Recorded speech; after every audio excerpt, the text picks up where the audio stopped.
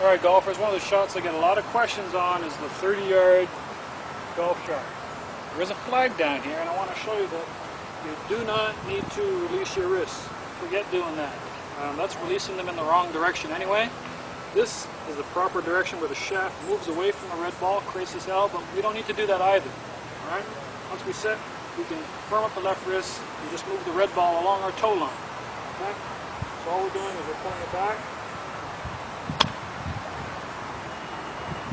and through, back, and through, back, and through. There's no release. This is not impact. We do not square the club face as we come into impact. We do not square. Okay?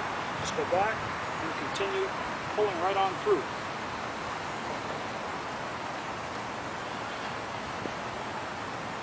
Most golfers would have issues with hitting it fat and thin, and that comes from trying to actually hit your shot. I used to do that. So I understand when you come in here and you're trying to... That's a very difficult swing. Stop trying to release and trying to hit a golf ball. No.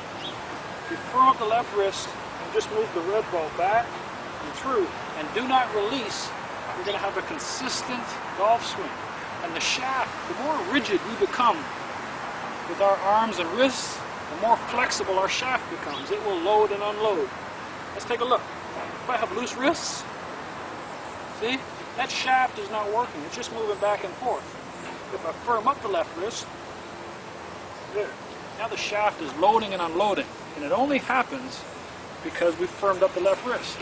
When golfers have these loose wrists, like this, the only time their shaft becomes loaded is that when the wrist can't cock anymore. So they go up to the top of their backswing. Eventually the wrist reaches its maximum limit, then the shaft loads. But the problem is that's way up here. And so as soon as they start their downswing, the shaft unloads in this area here. We want it to unload down the golf ball. And no, we do not want to release into the golf ball. That's not what we do. No release. Back and move right through it.